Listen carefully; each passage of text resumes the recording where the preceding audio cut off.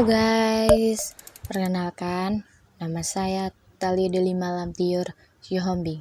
NPM saya ED2311110044. Prodi saya yaitu perpajakan. Saya kuliah di Institut Ilmu Sosial dan Manajemen Setiami.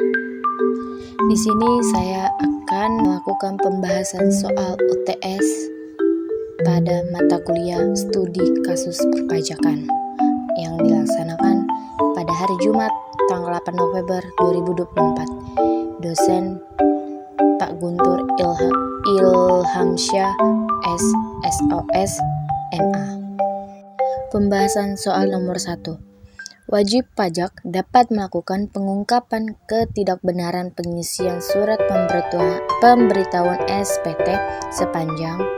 Jawabannya yaitu wajib pajak dapat melakukan pengungkapan ketidakbenaran pengisian surat pemberitahuan atau bisa disebut SPT sepanjang pemeriksaan pajak sebelum penyampaian surat pemberitahuan hasil pemeriksaan atau bisa disebut SPHP kepada wajib pajak. Soal nomor 2. Bapak Yudhistira ingin menyampaikan SPT tahunan PPh wajib pajak orang pribadi yang menyatakan kurang bayar sebesar 3 juta pada tanggal 31 Maret melalui e-filing. Pernyataan yang paling tepat mengenai pembayaran pajak Bapak Yudhistira sebesar 3 juta yaitu jawabannya harus dibayar sebelum SPT disampaikan. Mengapa demikian? Karena sudah terdapat pada pasal 9 ayat 2 Undang-Undang KUP besar tentang kekurangan pembayaran pajak yang terutang berdasarkan surat pemberitahuan tahun pajak penghasilan harus dibayar lunas sebelum surat pemberitahuan pajak penghasilan disampaikan. Soal nomor 3. Seorang wajib pajak sedang melakukan pemeriksaan pajak untuk mendapatkan data, dokumen, atau keterangan seorang pemeriksa pajak telah mengirimkan surat permintaan peminjaman data, dokumen, atau keterangan kepada wajib pajak mulai dari tanggal 5 Maret 2014. Dalam jangka waktu kapan seorang wajib pajak wajib memenuhi peminjaman buku, catatan, dan dokumen, serta data informasi dan keterangan lainnya paling lama tanggal berapa? Paling lama dalam jangka waktu 1 bulan, yaitu tanggal 4 April 2014. Mengapa demikian? Karena sudah tertulis dalam pasal 29 ayat 3A, ya isinya buku catatan atau dokumen serta data informasi dan keterangan lain sebagaimana dimaksud, yaitu wajib dipenuhi oleh wajib pajak paling lama 1 bulan sejak permintaan disampaikan. Soal nomor 14.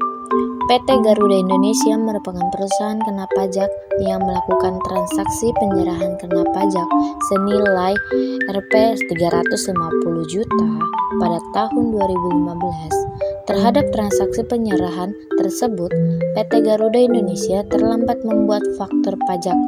Oleh karena itu, PT Garuda Indonesia diterbitkan surat tagihan pajak oleh Dirjen Pajak.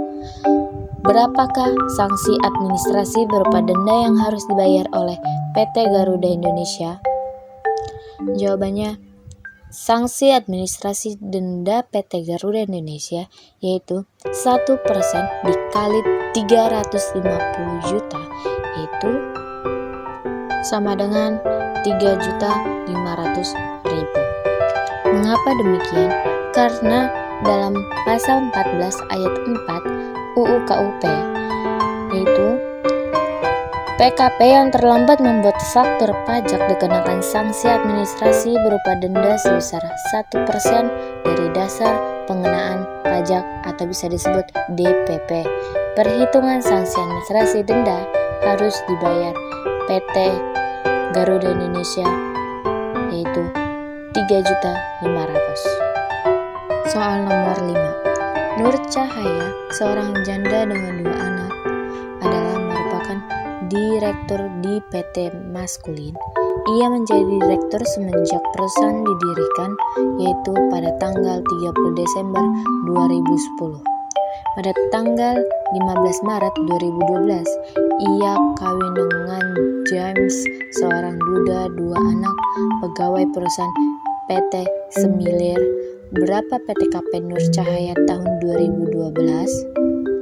Jawabannya adalah Rp 63 juta.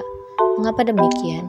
Karena wajib pajak orang per Nur Cahaya sendiri yaitu 54 juta.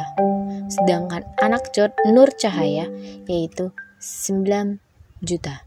Jadi PTKP-nya yang dipakai itu TK2. Jadi total keseluruhannya adalah 63 juta. Sekian pembahasan dari saya, terima kasih.